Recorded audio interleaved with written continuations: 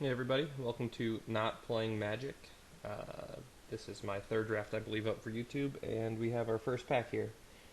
Looking at it, there is a lot of good white cards. The Seraph, the Pilgrim is very good, the Protector's playable, and the Stroke is also very good. So if I pick a white card here, I would certainly be giving a signal in passing that white is still open. In red, I like the Riot Ringleader. The Wingcrafter is obviously good in blue. Nothing first pickable in black, and I don't even think the Wingcrafter is first pickable in blue. So I guess the choice here is really between a Seraph or a Riot Ringleader. I think the power level of the Seraph is just a little bit higher, so we'll go ahead and grab this right now. Though, the Pilgrim is very good. But we'll go ahead and first pick the Seraph. Okay, and then we get past some good red cards. The Lancer is very good, as well as the Exterminator. Though the Exterminator, some people like, some people don't. I'm sort of on the fence. I've never had it work out for me. You have to have it in your opening hand, be on the play, and hope that your opponent doesn't have a 2-drop, which is actually fairly common in this format, but that seems to be one of the few ways you can get it working unless you burn removal on one of their early drops, which is still a very good play because once this card does get going, it's very decent. Looking at what else is in the pack, black, there's nothing worth taking with this second pick here. If we want to be green-white, we have the chance to grab a Wandering Wolf right now. Or we can go green-red and take one of these two, or white-red and take one of these two cards. I think that's going to be the play. The question is which one is better. And I think that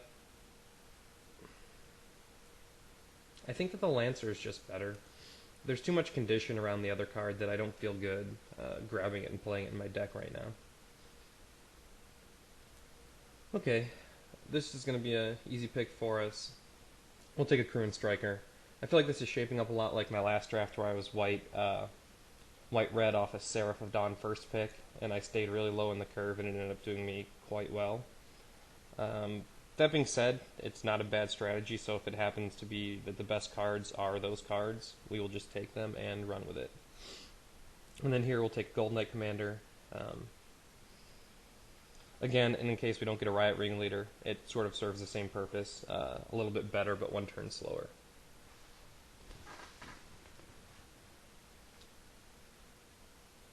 So I feel like we've already got 4 cards that are going to be in the main deck no matter what, and that's where I like to be after my 4th pick, especially since they're all creatures. I think that red on the split, red green and red white are very fast decks, and I very much enjoy playing both of them. Okay, so here the pick is a foil Conjurer's Closet. That's actually the second one we saw because that was the rare in my opening pack too. So I have a feeling that we'll see a couple of those fly around the table for a little bit longer. So the pick is either Midnight Duelist, Angelic Wall, or Zealous Strike. Angelic Wall is a fine card to slow things down, but we don't want to be there right now. We would rather take 2 mana and spend it trading up or just keeping our board presence and eliminating our opponents. If the wall does come around, that's not to say that I won't take one, but I'm not taking it there. Okay, the pick is going to be quite obviously a Riot Ringleader. This card just, it gets things moving. Though, this is our second pack 1 Wandering Wolf we've seen, which means our opponent to our left could be in green and could start building out something very nice. We also passed the Timberland Guide, which is going to power up one of those wolves. Bladed Bracers I would like to get near the end of a pack in this draft, considering we're going to be running humans and angels exclusively in white-red. But Riot Ringleader is just a very good card that we're always happy to have. And much in the same vein, Fervent Cathar is another card that we're always happy to have. I think I played 2 of in my last video if you saw, and ended up doing very well with it, and I would play 2 of again if we do have the chance. Okay. So here for our white-red deck, we have nothing that we want to see. I don't think I would play Dangerous Wager, though there is some value to it and a get cards out of your hand type of deck that it looks like we may be playing. Spectral Prison is a card that's probably not even worth wasting on our guys if we do end up playing it at some point. And plus, we can't hate it out because if a person wants one, they're going to get one. We'll go ahead and take the wager and be done with it. Alright, the pick here is either between the Protector and the Revolt. I haven't played with the Protector. Yet. The good thing though, this was our first pack, and the only other red cards were these two, and they're still here, so I think we're sending good signals that red's kind of off limits for the other guys around us. So we'll go ahead and take the Protector. In the case that it gets bounced in and out or something, it's a very good card. Here, I feel like the Scalding Devil is just too slow, but I feel like Rush of Blood is a trick that's not going to be good in our deck because our creatures generally are going to be sitting around 2, 3, and maybe 4 power. And so this is just a more expensive Zealous Strike in a lot of cases. We'll go ahead and take the Scalding Devil as it is a 2-drop, and it is playable. Okay, here's going to be a hate pick. We'll hate out the Gal-Al. It probably has the best chance to slow our deck down with 4 toughness. And plus, we're still not necessarily white. We do have 2 very good cards in white, a good trick, and then a playable in Protector, but that doesn't necessarily mean that's where we are yet. In my last video you heard me say I don't even know what case you play that card, so we'll go ahead and take the Demolish and not expect to play it. Same thing for, well, we'll just hate out the Unhallowed Pact. It's got the most chance to turn things around. And we have the Waterfall Island. So let's go ahead and hide the Demolish. And we'll leave our other colors open as this is only our second pack. Some things could probably get us to shift our thoughts. Okay, Tandem Lookout would be one that would get me to change my line of play, but blue is like probably the last color I want to pair with red. Blue tends to play out more slow and control, and red tends to play out, get as many creatures out as quickly as possible. Second draft in a row I have this rare again, and it's just a rare that is not going to be playable, I don't feel like, in limited a lot of the times. So we have the option here of an Aggravate or an Heirs. Aggravate is okay. I don't know that there's a lot of situations where we want our opponent attacking into us, but there might be a lot of situations where we want to kill a 1 toughness guy. So it's a fine card. But I'm just going to go on the Beats path, I think, and either take the Fervent Cathar again or our first Heirs. And I do think that since we didn't see a lot of red coming back, that Heirs might be able to get in if there's only 1 or 2 other red decks. So we'll take that and be pretty happy. Here's a card I don't like passing, Druid's Familiar. Someone's going to get that, and that green deck that has the Wandering Wolves and the Druid's Familiar is going to be a deck that I wish I had. You guys let me know in the video if you think that I forced my colors. I think that I picked generally the best available card, with the exception maybe being the pick 2, not taking the Wandering Wolf, which would have put us in white-green and gave us a very strong deck up to this point. So the pick here is going to be another Lancer. It's better than Uncanny Speed, the Cloud Shift, or the Wager. We will get a Cloud Shift, but I think we'll do that sort of either near the end of this pack or maybe in pack 3, once we have our playables figured out. And we do need our Pillar of Flame. Do we need it now is the question, because we do see another Gold Knight Commander. Having 2 of these guys out, needless to say, could just swing things very much in our favor. And Pillar, though, is just a good card, and it's a card that does enable an Exterminator. However, we didn't take the Exterminator, so I'm trying to think here, what's the play? Is Commander too slow for this? Do we want a Pillar to have the removal option early? I think we may see another Pillar, we may not see another Commander, so we'll go ahead and grab it there. And again, we are really passing a beast of a green deck. At least this one's going the other direction, which is kind of odd, because that means that 2 cards went in this pack. Is that right? And Blessings of Nature didn't get picked up by the people to our left, who should have been put into green based on the first pack. So maybe that green deck that I'm kind of worried about isn't shaping up to be so interesting after all. Maybe it's kind of split out amongst people. So we'll go ahead and take the Stone Right. I like having the one drop, and I really like Stone Right in general. So at this point, I'm going to go ahead and hide blue and black, as well as hide land. And we're going to start getting our cost sort out here so we can see where we're sitting curve-wise. Malcontents is going to be the pick here, because it's going to be good in this deck no matter when it comes in. There's a good chance we'll have a 1-drop, 2-drop play, so once he comes in, he'll just be doing a few damage for free. Now we have a chance to grab a Thatcher's Revolt with no tech to speak of just yet, nothing that's going to be useful, unless we can play it on the same turn as a Malcontents. But that's kind of rare that I'm holding on to both of those until turn 6, unless I have some specific line of play thought out.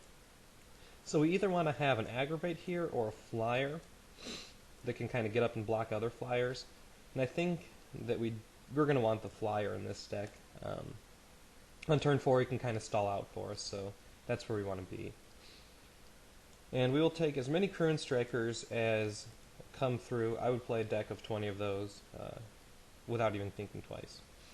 Okay, so here is a pick that we have to think about. Wandering Wolf, another one kind of cycling through. I just don't know who's the green drafter and why they haven't picked up a lot of these good green cards we've seen coming by, unless there were even better green cards coming. So Gate Guards, Leap of Faith, or Bracers. And we're going to take the Bracers because Leap of Faith is a slow play to keep 3 mana back on in a fast deck, and Gate Guards is just very slow. Okay, here's our original pack back, and we do get the chance to grab our Aggravate if we want it finally. And I do like it better than Defang. Defang generally just gums up the board against a deck like ours, and I would just rather be trading off at 2 mana and playing another guy down with 2 power. So we'll go ahead and grab the Aggravate and see if we can't sneak it into the deck for the first time for me. Alright, Uncanny Speed's not going to do a whole lot for us. We've already taken one of these, which I doubt I will play. The pick here is going to be to Hate Out the Ghoul of Flesh and consider splashing black if we do get another good removal spell or 2 in black. Gang of Devils. It's a card that I don't think even works well in this format. Too slow in a red deck. So if a red guy's playing that, then I think that there's other problems he has to worry about. Here we'll Hate Out the Driver. Okay, we'll take the Rite of Ruin, I think. Not sure why we would ever play that, but we'll go ahead and pick it up. And we get our second island. And moving on to pack 3. This draft is kind of moving quickly, which is what I like. And our rare is Devastation Tide, a rare that we really can't use. Other cards in the pack that we would be playing at this point.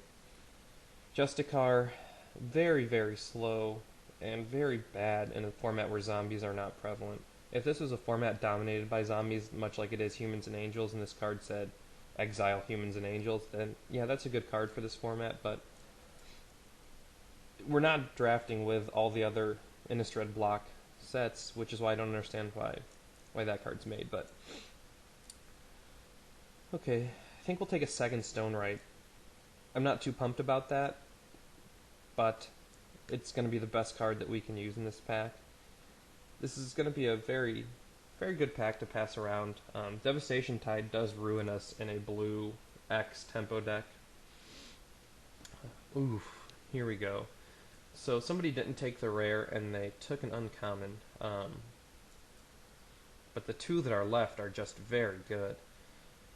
In our deck, sadly, we want the Lightning Mauler, and I don't even know if that's sad. If the Lightning Prowse tables, we're going to be Tomahawk dunking that one right into our 3-drop slot.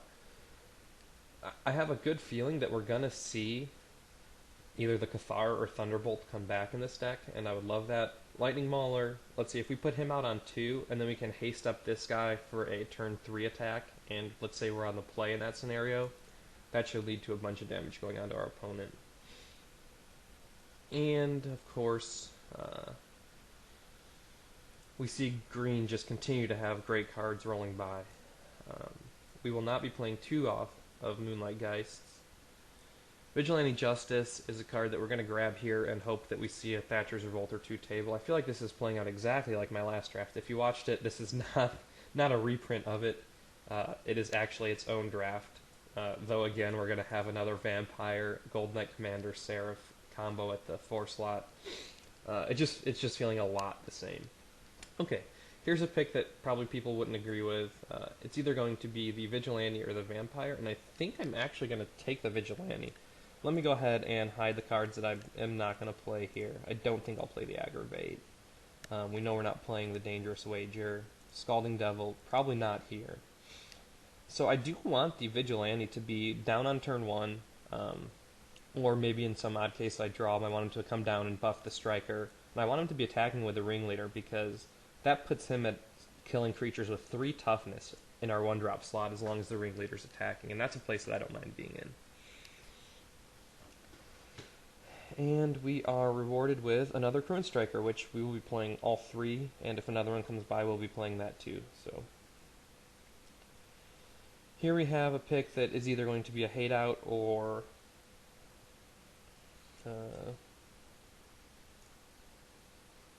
probably just a hate out. Actually, I don't know. We're not going to play 1 Rite of Ruin, so we don't need to draft 2. It's a 5-cent rare that we're not worried about seeing against us.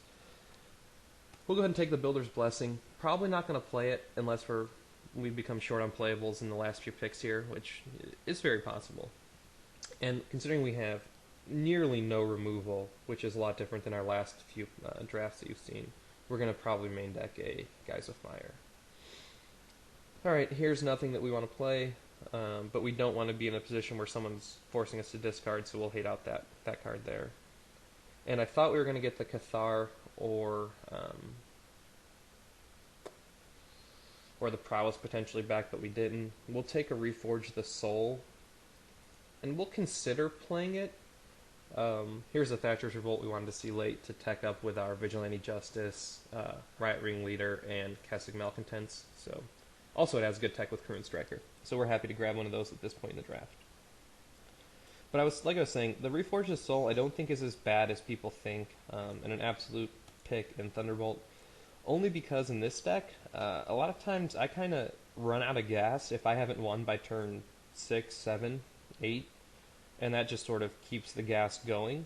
That being said, though, to have that card in your hand in an opening hand is pretty tough.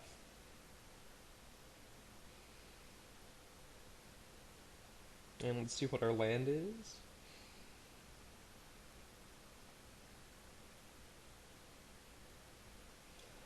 Third island, so not sure what that means. If you saw my last draft, I like to think there's some value in the lands you get past.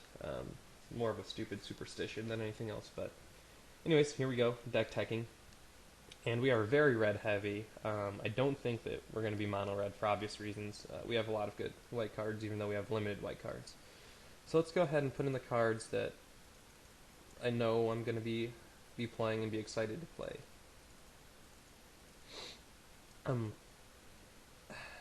Yeah, we're going to, again, hold off. If you saw my last video, which was a white-red video, we held off on the Thatcher's Revolt and Vigilante Justice, though this time we have a stronger case with it, with more Current Strikers and the Malcontents, so I'm not even going to hold off this time. That's just going to be the play.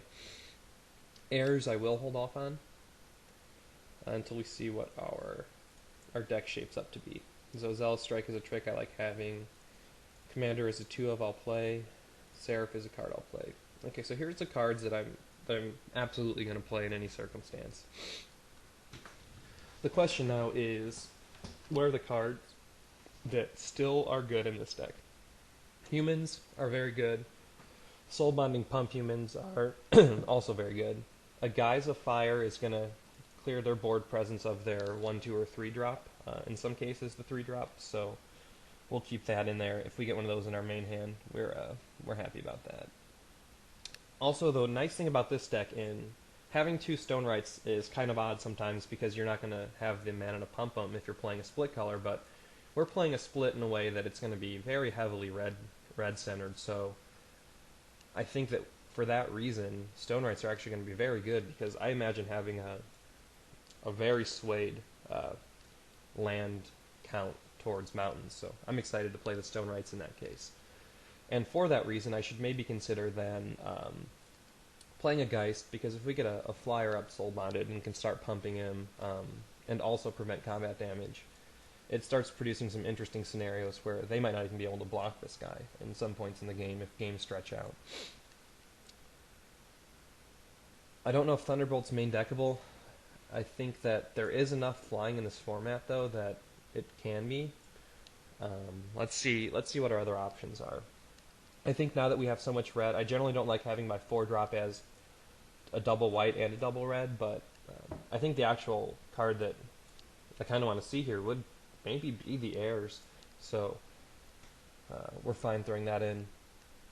I don't know if we're in a spot to play 16 lands, and I'm never comfortable really playing 16 lands, only because even in a fast deck, I still don't want to be at a spot where I have 4 lands and a 3-drop, 2-drop in my hand that, if I got them out on that turn, would have some good tech or just help me push the board over. I like to be able to get my aggro hands out, but we'll go ahead and take a look at the deck as it's completed. I just tossed in the Bladed Bracers. I think that's going to be a fine card in this deck. The nice thing about that is, if we can get that on our Ringleader or something, it really gets it up to that 3 toughness level, which is a good toughness level to be at in this format, plus vigilance and other obvious benefits. So it'll slow us down a bit, but even getting it on the board as a 1-mana use and considering when to equip it from there is fine. The ideal play is obviously to have it on the Seraph. Putting that as a 3/5 Vigilant Flyer with lifelink is the spot I want to be in. And in that case, if I had more Vigilance and was building the Vigilance deck, then this Builder's Blessing becomes just ungodly good in the Vigilance deck. So here we have a chance to throw in 2 more cards. I do think I am going to main deck the Thunderbolt, and I just saw that I accidentally wasn't playing a Riot Ringleader, which was a complete accident, as that card makes this deck run, and I'm glad I saw that. So I'm going to try the 16 land things. Not something I do very often, but with nothing above 4-drop, I would beat myself up if I didn't. So let's see what they suggest for land. Obviously, we're not going to be comfortable with a 4/12, though. Let's think about if we're stalled on white, how that makes us feel. I don't think we're too worried about it, because essentially the way to think of this is, if we don't have our Zealous Strike up in turns 1, 2, or 3, that's fine, because I'm going to be using all of my mana playing guys and attacking. So I'm not going to be Zealous Striking until probably turns 5 or 6, somewhere around there. So I think we might want more mountains to just have our Stonewright pump going. I think 6/10 may be a good spot to be, but I also don't want to not be able to play out any of my 1-drop. So I am going to go 5/11 with 16 lands. I know this is going to be a config that not a lot of people probably would play themselves, and it's not one that I think is going to be great for us, but that's what we're going with. I'll ship this off, and we will see everybody in round 1. Thanks for watching. If you like what you see, please subscribe or leave comments. I'm interested to see what you thought of this draft. The obvious comments are probably going to be you should have jumped into green early. For nothing else, I just never draft green, so I'll probably try to force it in one of the videos coming up, and you guys can enjoy watching or laughing at the results. So again, thank you, and we'll see you in round 1.